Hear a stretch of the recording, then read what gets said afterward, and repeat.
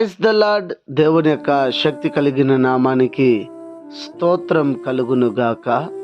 ఈరోజు దేవుని యొక్క వాగ్దానము కీర్తనల గ్రంథము 5వ సంకీర్తన 11వ చరణము.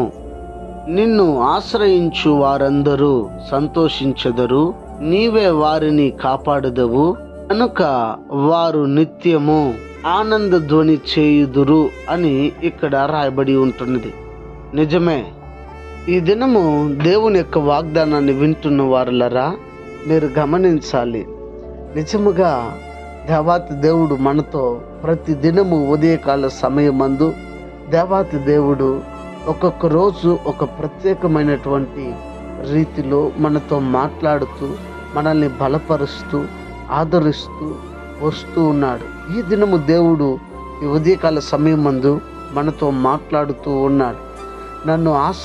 నిన్ను ఆశ్రయించిన వారిని అంటే ఇక్కడ భక్తులు నిన్ను ఎవరైతే ఆశ్రయిస్తారో వారు సంతోషంగా ఉంటారు, వారు గానాలు చేస్తారు, వారిని నువ్వు దీవిస్తాడు అని ఇక్కడ భక్తుడు చెప్పుచున్నాడు. అన్నట్టు దేవుణ్ణి మనం గనుక దేవుణ్ణి ఆశ్రయిస్తే నిశ్చయంగా దేవాతి దేవుడు ఆయన మనకు తోడుగా ఉంటాడు, ఆయన మనకు నీడగా ఉంటాడు, ఆయన మనల్ని బలపరుస్తాడు, ఆయన మనల్ని ఓదారుస్తాడు.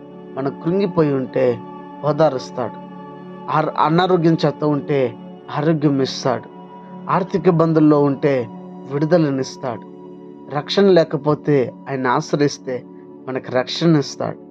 ప్రియులరా, మనం ఆయన ఆశ్రయిస్తే చాలు, మనం ఆశ్రయిస్తే చాలు. ఇక్కడ ఆయన ఆశ్రయించి వారందరినీ కూడా ఆయన దీవించి సంతోష గానములు వారు చేయొచ్చు వస్తారని కూడా రాయబడింది. హ్యాపీగా ఉండే మంచి జయ జీవితం దేవుడు ఇస్తాడని ఇక్కడ భక్తుడు చెప్పుచున్నాడు. నీకు మంచి సంతోషకరమైనటువంటి జయ జీవితం నీకు కావాలా? ఈ లోకంలో ఆశ్రయాలు చాలా ఉన్నాయి, వాటిని నువ్వు ఆశ్రయిస్తే ప్రయోజనం లేదు, మరి నీవు సంతోషంగా ఉండలేవు కూడా. అయితే ఈ లోకంలో ఉండే ఆశ్రయాలను, దుర్గాలని నమ్మక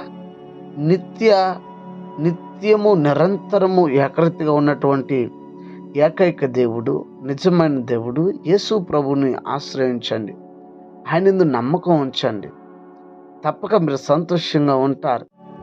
కనుక ఆయన ఆశ్రయించి మీరు సంతోషంగా ఉండాలన్నవారు లోకాన్ని ఆశ్రయించకుండా, మనుషుల్ని ఆశ్రయించకుండా, రాజకీయ నాయకులను ఆశ్రయించకుండా, పదవులను, డబ్బును ఆశ్రయించకుండా దేవుని ఆశ్రయించండి. దేవుడు మిమ్మల్ని దీవిస్తారు. ఆయన ఆశ్రయించండి, దైవ దీవులు మీరు పొందగలుగుతారు. గమనించి దేవుని సముఖంలో ఆయన ఆశ్రయిద్దామా? ప్రార్థన.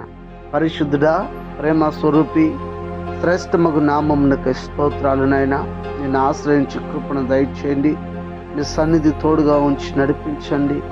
నేను ఆశ్రయించే హృదయాన్ని ఇచ్చి మీరు ప్రతి వారిని మీరు నడిపించండి. అనారోగ్యం చేత ఉన్న వారికి ఆరోగ్యము, ఆర్థిక ఇబ్బందులు ఉన్న వారికి విడుదల, రక్షణ లేని ప్రజలకు రక్షణ ఇచ్చి మీరు అక్కడికి ప్రతి ఒక్కరిని సిద్ధపరచమని, ఘనత మహిమ స్తుతి మీరు పొందమని క్రీస్తు పేరిట వేడుకొని ఉన్నాము తండ్రి. ఆమెన్.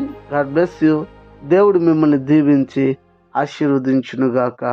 ఆమెన్.